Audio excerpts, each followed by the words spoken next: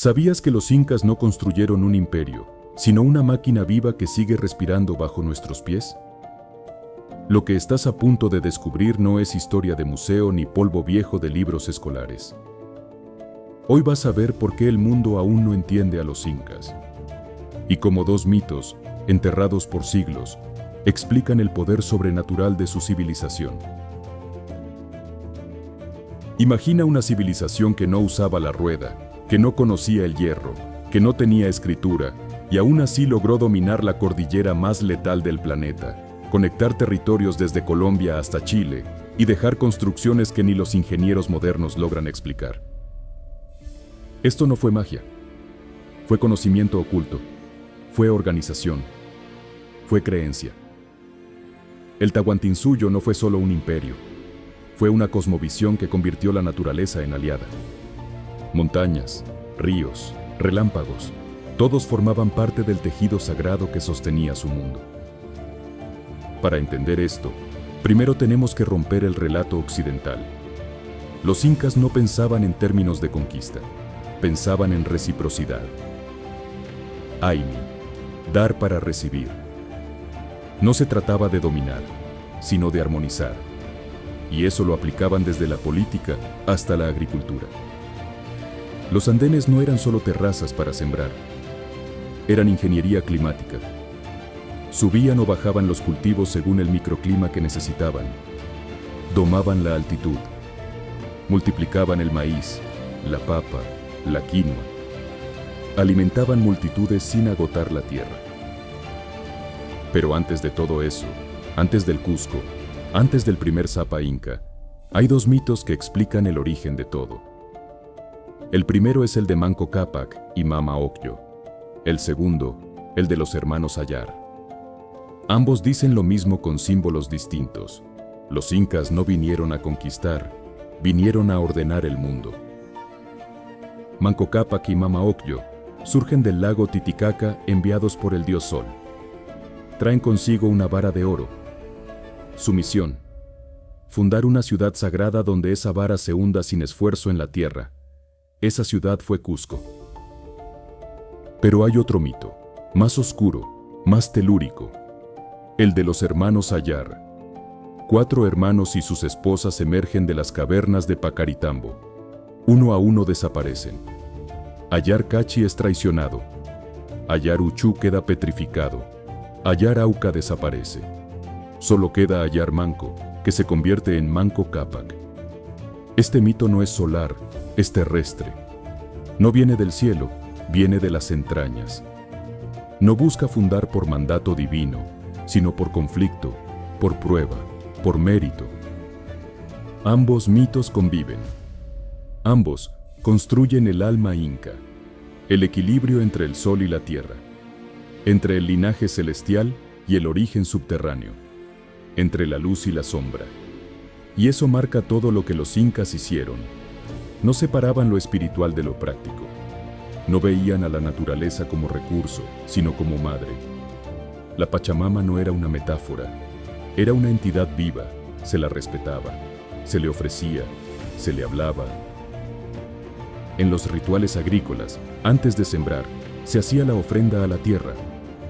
Una chala, una libación de chicha. Se enterraban hojas de coca, se pedía permiso. Porque sembrar sin permiso era provocar sequía, heladas y plagas. Para ellos, el mundo respondía. Si eras justo, la naturaleza colaboraba. Si abusabas, te castigaba. Y esto no era superstición, era tecnología cultural. El poder incaico no dependía de la violencia, sino del orden. La estructura del Tahuantinsuyo era un mecanismo preciso que conectaba desde la cima del poder hasta la última comunidad de altura. El Inca no era simplemente un gobernante, era la manifestación viviente del sol. Hijo de Inti, elegido no solo por linaje, sino por derecho cósmico. Su autoridad no era impuesta, era asumida por todo un sistema que funcionaba alrededor de su figura. Ese sistema no era un capricho. Era una red cuidadosamente organizada donde cada región del imperio, Chinchaysuyo, Antisuyo, Collasuyo y Contisuyo, conservaba su identidad, pero respondía a una lógica común. Los incas no necesitaban eliminar la cultura ajena. Sabían absorber sin destruir. Permitían que los pueblos mantuvieran sus dioses, sus costumbres, sus fiestas, pero integrándolos en una cosmovisión superior. El quechua se extendía como idioma oficial no por imposición, sino por necesidad de conexión, unidad sin uniformidad. Este principio se aplicaba incluso al trabajo. El esfuerzo individual tenía sentido dentro del bienestar colectivo. La mita, el aini y la minca no eran castigos ni explotación. Eran formas de organización social donde todos daban y todos recibían. El Estado era proveedor, pero también exigente. Lo que sostenía al imperio no era el látigo, era la obligación moral. Cada quien sabía lo que debía hacer y también sabía que no estaría solo. En esa lógica, el tiempo también se organizaba. El calendario inca no era lineal, era cíclico. Cada mes tenía un propósito ritual. Cada ciclo agrícola estaba marcado por fiestas, por ceremonias, por actos que aseguraban el equilibrio entre el mundo humano y el mundo sagrado. Sembrar, cosechar, purificar, agradecer. Todo estaba medido, todo tenía sentido. El caos no tenía cabida. El respeto a ese orden trascendía incluso la muerte. Los incas no olvidaban a sus muertos. Los incorporaban al presente. Las momias de los gobernantes eran tratadas como entidades vivas.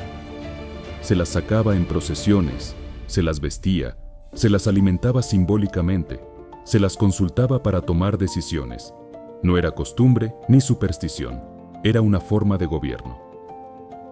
El pasado seguía hablando. Este vínculo con los ancestros no era simbólico, era estratégico. Las momias reales tenían influencia política real. Su presencia sostenía la legitimidad del poder, y eso lo sabía Atahualpa. Cuando fue capturado por los españoles, no pensó solo en salvar su vida, pensó en proteger la continuidad invisible del imperio. Ordenó que escondieran las momias de los grandes incas. Sabía que destruirlas sería romper el alma de todo el Tahuantinsuyo. Hasta hoy no han sido encontradas. Siguen ocultas. Porque en el mundo inca, lo esencial no se muestra. Se protege. Esa misma lógica de protección y previsión también estaba presente en su fuerza militar. No era improvisada. El ejército era una institución permanente, estructurada y entrenada. Cada región debía preparar a sus jóvenes. Existían centros de formación. Y antes de cada campaña, el inca consultaba al cielo a los astros, los oráculos y a los sueños. No se avanzaba sin señales. No se combatía sin permiso espiritual. Ganar no era suficiente. Había que hacerlo en el momento exacto, bajo la bendición correcta. Una vez que vencían, no arrasaban, transformaban. Los templos enemigos no se destruían, se cubrían con nueva arquitectura. Los dioses locales no eran prohibidos, eran absorbidos, reinterpretados, integrados. El vencido no era anulado, era incorporado. No por misericordia, sino por inteligencia. Así lograban estabilidad. Pueblos sometidos, pero no anulados. Parte funcional de algo mayor. Ese dominio se extendía por todo el territorio gracias a la infraestructura. El Capac Ñan no era solo una red de caminos, era control del espacio, del flujo, de la comunicación. Cada tramo, cada puente, cada tambo cumplía una función precisa. Por esos caminos se movían ejércitos, productos, mensajes. Ninguna región quedaba aislada. La movilidad era control. Y el control, poder. Desde el corazón del imperio, Cusco organizaba todo ese sistema. Era el centro logístico y espiritual. Allí se almacenaban alimentos por años en colcas distribuidas estratégicamente. En tiempos de escasez o crisis, esas reservas salvaban pueblos enteros. No era caridad, era previsión, era política seria. era estado de verdad. Pero no todo estaba en los caminos ni en los almacenes. El conocimiento también se distribuía con precisión. No cualquiera accedía al saber profundo. Los hijos de la élite eran educados por amautas, guardianes del pensamiento. Aprendían historia oral, astronomía, ética y rituales. Y en paralelo, los yachaks, sabios locales, dominaban el conocimiento de las plantas, del clima y del cuerpo. El saber estaba fraccionado, pero nunca disperso. Se custodiaba, se transmitía con responsabilidad. Dentro de ese entramado, los Quipucamayok tenían un rol central. Maestros de los quipus, leían y hablaban a través de los nudos. Llevaban cuentas, censos, historias. Sus registros eran móviles, precisos y complejos. Hasta hoy, no se ha descifrado del todo su código, porque los quipus no eran solo contabilidad. Eran lenguaje, eran poesía, eran archivo vivo. Todo el sistema descansaba sobre una sola premisa: el equilibrio. Nada podía romperse. Nada debía excederse. Por eso, cuando los españoles capturaron a Atahualpa y rompieron el eje del poder, el golpe fue total. No fue solo una crisis política, fue una fractura espiritual y el orden colapsó. Los templos fueron incendiados, las huacas profanadas, los quipus quemados, los sabios ejecutados. Pero a pesar del daño, no lograron erradicar el fondo. Porque el mundo inca no habitaba solo en los palacios. Estaba en los pueblos, en las montañas, en las costumbres, en la forma de mirar el cielo, en la forma de hablarle a la tierra. Hasta hoy, cada vez que alguien ofrece hojas de coca a la Pachamama, cada vez que una mujer canta en quechua, cada vez que se recuerda sin miedo, el Tahuantinsuyo no es pasado. Sigue respirando, esperando que el mundo lo vuelva a ver. Hablar del poder incaico sin hablar de Machu Picchu es quedarse en la superficie. Machu Picchu no fue una ciudad común. No fue capital, ni fortaleza, ni refugio. Fue centro iniciático, lugar de formación, observación y transformación. Una escuela para los elegidos. Solo llegaban los que tenían un propósito. Su ubicación no era casual, entre montañas sagradas, conectada al cielo y al río, visible solo para quienes sabían dónde mirar. En esos espacios, el conocimiento se transmitía. Los amautas guiaban a los jóvenes nobles en astrología, ritual, política, historia oral, pero también lo hacían las mujeres. En el mundo inca, la figura femenina no era secundaria, era sagrada, era fundamental. Las aclias, o vírgenes del sol, no eran monjas ni esclavas, eran elegidas desde niñas por su belleza, inteligencia o linaje. Recibían una formación rigurosa, tejían, cocinaban, aprendían medicina y sobre todo participaban en rituales de alta importancia. Algunas se convertían en esposas del Inca, otras eran sacerdotisas, ofrendas humanas vivientes. Ese rol se hacía visible en las grandes ceremonias, como el capacocha. Esta no era una práctica rutinaria, era excepcional. Se realizaba en momentos de crisis o transición, muerte de un emperador, desastres naturales, eclipses, guerras. No se trataba solo de sacrificar niños. El capacocha era una gran ofrenda colectiva al cosmos.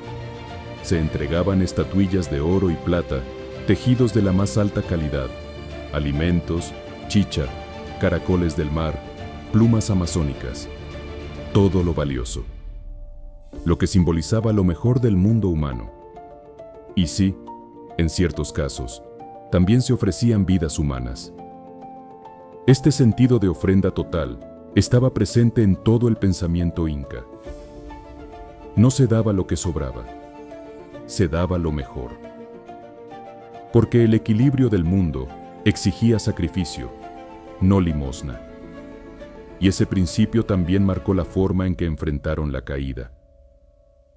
Cuando los españoles tomaron el Cusco, no hubo entrega pasiva. Hubo repliegue. el Inca Manco escapó y fundó la resistencia en Vilcabamba. Desde ahí se organizó una guerra silenciosa, no solo militar, sino espiritual. Se protegieron rituales, se escondieron quipus, se continuó el calendario. La conquista había tomado la capital, pero no el alma del Tahuantinsuyo. La resistencia duró décadas.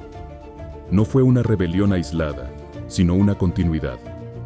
Los incas sabían que recuperar el poder era casi imposible, pero mantener viva la memoria era necesario. Los rituales no cesaron, se ocultaron. La cosmovisión no desapareció, se mimetizó. Por eso, hablar del mundo inca no es hablar de una civilización extinguida. Es hablar de un sistema que sobrevivió al colapso, que se escondió en los pliegues de la cordillera, que se transmitió sin escribir, pero sin fallar. Está vivo en los textiles, en las palabras, en los rituales, en las manos que siembran mirando al cielo.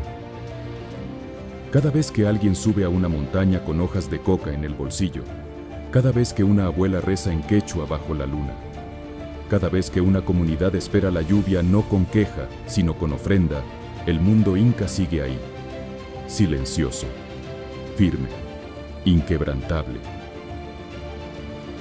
Y si este contenido te aporta una mirada diferente, apóyalo con un like, compártelo y suscríbete. Porque recuperar este legado no es moda, es memoria activa. Durante siglos, el mundo académico occidental repitió una idea equivocada: que los incas eran grandes constructores, pero nada más. Que eran organizados, pero no sofisticados. Que su falta de escritura los dejaba fuera del rango de las grandes civilizaciones. Nada más lejos de la verdad. Los incas no eran solo arquitectos de piedra. Eran arquitectos del tiempo, de la comunidad y del equilibrio. Su legado no está solo en las ruinas. Está en la forma de habitar el mundo. A diferencia de los modelos europeos, basados en jerarquía, expansión y acumulación, el modelo inca giraba en torno a la reciprocidad, dar y recibir, sembrar y agradecer. Vivir en función del todo, no del individuo. Esa idea no se perdió. Sigue viva en las comunidades altoandinas. Sigue presente en cada faena colectiva, en cada minca, en cada aini que se hace sin contrato ni notaría. Sigue en la tierra que se trabaja sin agredir, en el agua que se canaliza sin contaminar, en el respeto a los ciclos, no a los relojes. La tierra no era un recurso, era madre. El agua no era un derecho, era espíritu. El sol no era una estrella lejana, era padre.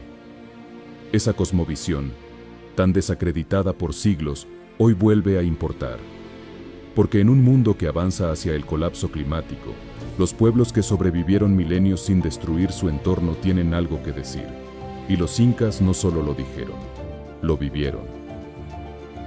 No se trataba de retroceder ni de aislarse.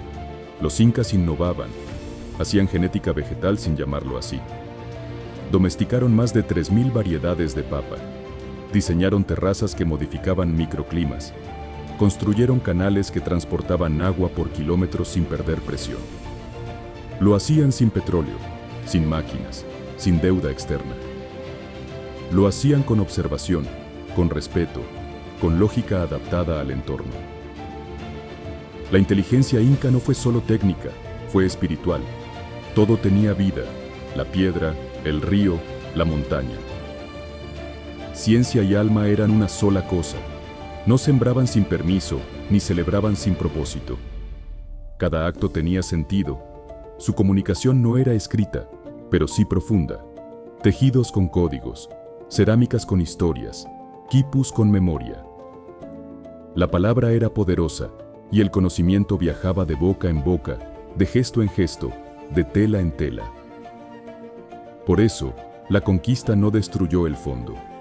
El pensamiento inca sobrevivió en lo cotidiano, en lo no escrito, en lo que aún se hace sin pensarlo, porque sigue vivo en la sangre.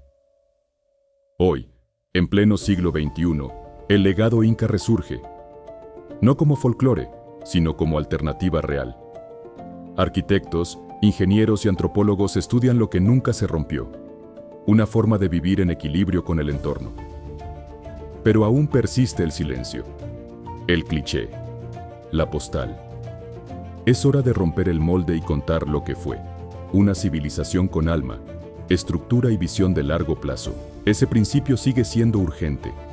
Frente al caos moderno, el pensamiento inca ofrece pausa, respeto y vínculo.